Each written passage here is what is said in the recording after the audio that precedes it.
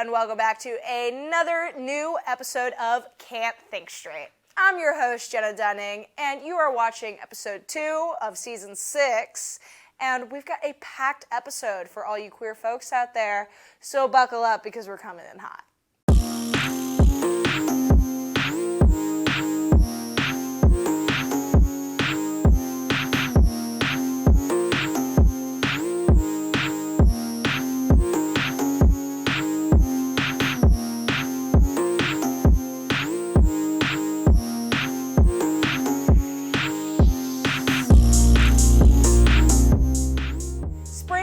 Is officially here, and if you're anything like me, you've been craving this break since the last break, and Lord knows I need this break like I need air, okay? For those of you who don't know me, I made a whoopsie during COVID and screwed up my schedule like real bad, like really bad, and this screw up has resulted in me taking 18 credit hours in my final semester of college. So yeah, I'm in desperate need of a beer, I'm of age, and sunshine, to say the least. But enough about me. Like I said earlier, we have a fun episode ahead of us, so let's jump right into the crash course. Are you ready, Kennedy? Oh yeah.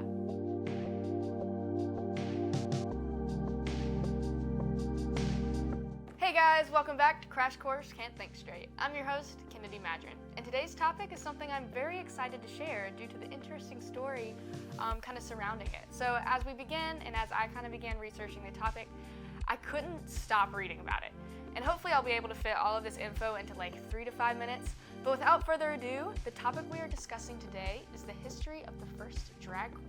So let's learn a little something. William Dorsey Swan was born in Washington County, Maryland in 1858. Now, because this was before the Civil War, this meant that Swan was born into slavery. But when after the Civil War had finally deceased, Swan and his parents had then bought land and started a farm. Swan later found a job as a hotel waiter once he was old enough to work, but eventually moved to Washington, D.C. to get a job as a janitor. Now, it's important to note that Washington's underground queer network was heavily divided by black and white.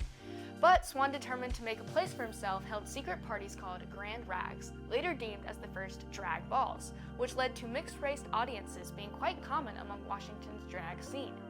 At these balls, men would wear beautiful women's clothing, and sometimes suits, and they would all dance to folk music, which was really common at the time. There was also many competitive elements to it as well, such as a resistance dance, which arrived from cakewalks during the antebellum period, which originally held by enslaved people of the southern plantations. During these cakewalks, they would actually mimic a white man's mannerisms, and the best job would actually then win a cake. But tragedy struck in January of 1887, where police officers raided one of these Grand Rags, where 6 black men dressed in beautiful gowns were arrested for being suspicious characters. Later, another raid would take place in April of the following year, where 13 people would be arrested, including William Swan, where he would spend almost a year in prison. Swan eventually had to stop his drag balls and headed to Hancock after being released, and then eventually passed away in 1925 there. But his legacy continued to live on, even with the many bills passed banning cross-dressing after his arrest. The drag balls would eventually grow and continue to sprout all over the nation, even after his death. And there are many people who actually found acceptance, inclusion, and safe self-expression areas within these drag balls. And that is basically really the condensed version of the history of the first drag queen, William Dorsey Swan. That's all I have for you today. I'll catch you next time on Crash Course.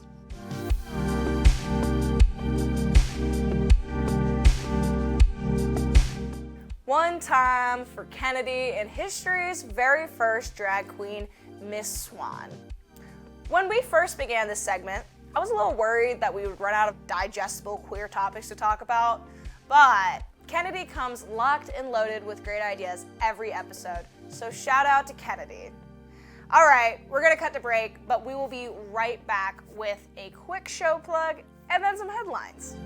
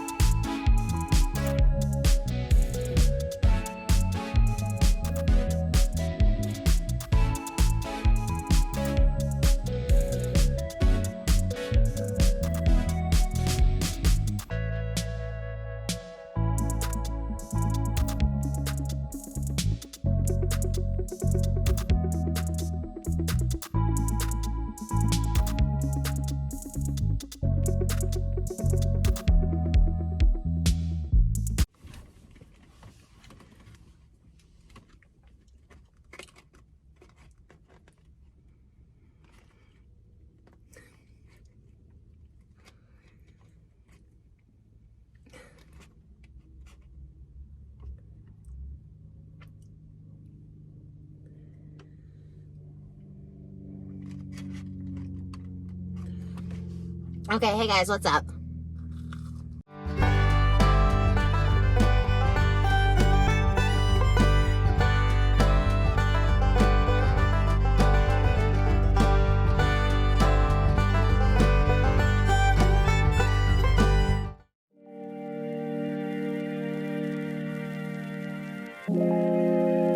Before I jump into headlines, I want to take a minute to plug App TV's favorite comedy skit show, Up Late.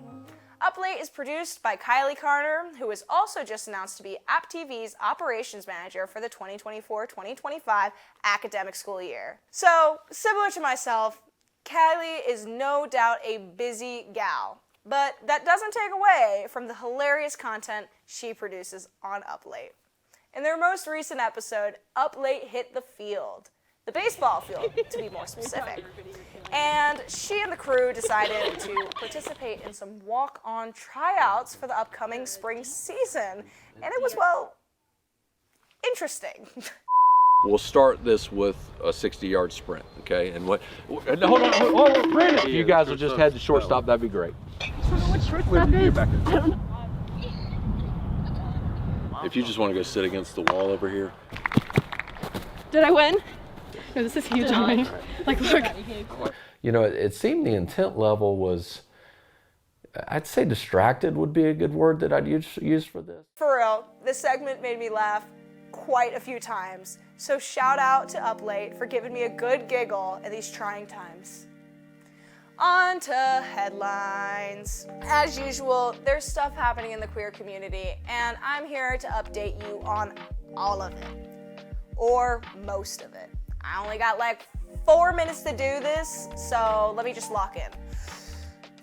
Okay, I'm locked in.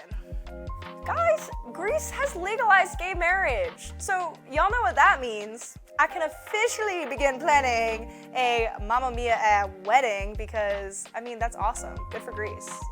This one is for my gay girlies. A new movie titled Drive Away Dolls is coming to the big screen. Without spoiling too much, two women take a trip to Tallahassee and do some gay stuff. And if you want more information, then you're just gonna have to watch it. Sorry. According to Entertainment Weekly, Pedro Pascal wants to smooch Home Alone star Kieran Culkin. According to my crew, they are a match made in heaven.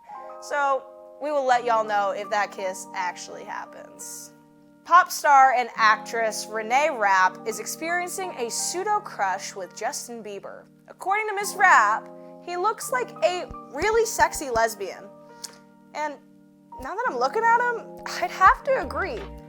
According to the U.S. Transgender Survey, over 90,000 people reported that there has been a vast improvement of life satisfaction post-transition. Just goes to show you how important gender-affirming care is to those seeking it. Nick Offerman calls out all of the homophobic a-holes during his award speech for The Last of Us. I knew there was a reason why Ron from Parks and Rec was always my favorite sitcom character. Before I move on, I want to preface my change of tone for a moment because we're going to talk about something a little more heavy. Many of us in the queer community are grieving the loss of Nex Benedict and the disgusting violence they faced during their final days on Earth. Nex was a 16-year-old non-binary teen who had been experiencing bullying due to their gender identity. Nex Benedict was attacked during school in the restroom, which resulted in a hospital visit. Nex passed away the following day. I would like to take the rest of the headlines portion to use this small platform to condemn the behavior that resulted in the death of a young, innocent life. Nex was a kind, soft soul, and they did not deserve any of the hardship they faced. If hearing this story doesn't move you to advocate against violence in the queer community, I don't know what will. This cannot happen again. It simply can't. It's extremely deplorable that these kinds of actions continue to be taken on innocent queer folks. That brings us to an end of our headline segment. If you or someone you know are experiencing discrimination or bullying due to your gender or sexual identity, call or email Student Services for help. More when we come back.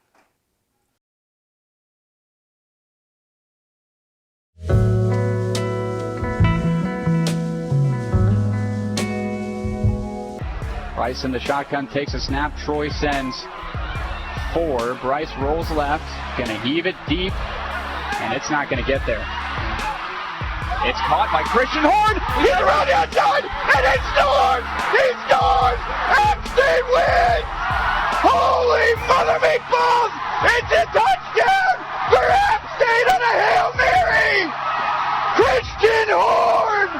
Touchdown!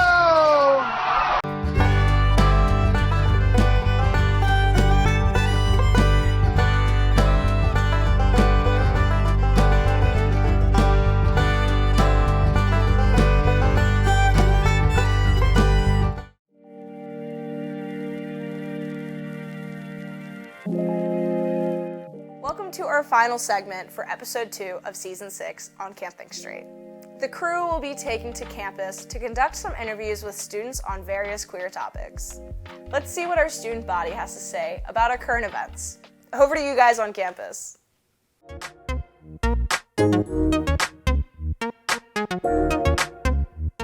I'm Jack York, your man on the street, where we're here at Plemons Student Union asking the real questions. Is a hot dog a sandwich?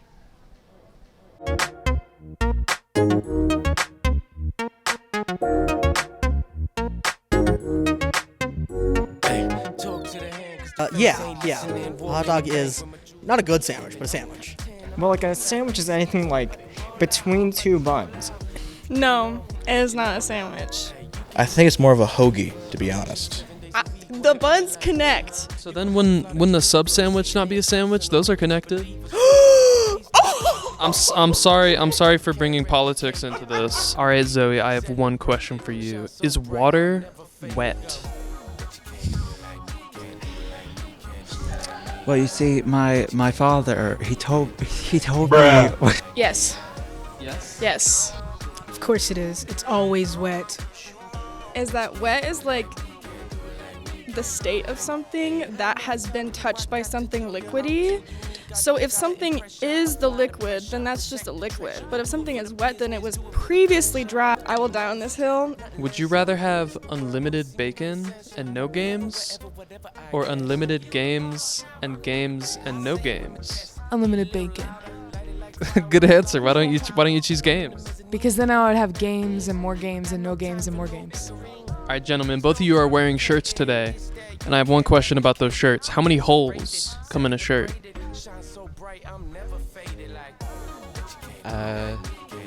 4? I'm gonna go with 1. I'm gonna back my boy. I'm gonna say 1. It's 1 hole. But what about the 4 holes? Luke, I have one question for you. Is a hot dog a sandwich?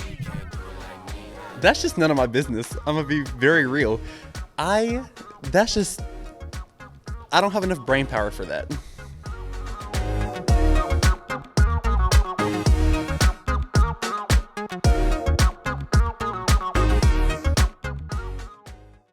Big thanks to my crew for going out and putting this together. We have had some new members join the semester, and they've been wonderful. Considering this is my last semester before I graduate, it really warms my heart to see that the show is going to be in good hands after my departure. All that being said, we have reached the end of yet another episode, which is awesome but sad. Thank you all for hanging out and expanding your knowledge on the queer community. We will be back after spring break with some fresh content for you guys watching. Until next time. Cause the face ain't listening. Walk in the bank with my jewels, they glistening. This, that work, that good old business in. But you won't see it like this again. You gon' make me get hot-headed if you keep stepping. I'm gon' count to 10, I'ma give you about 3 seconds. I'm about to roll out, If you didn't know, but you know now. Hey, you can't mess with this fever. I'm a G 7 days a week. Wanna do it like me, huh? You gon' have to fly to Geneva. See it in person or make you a believer, so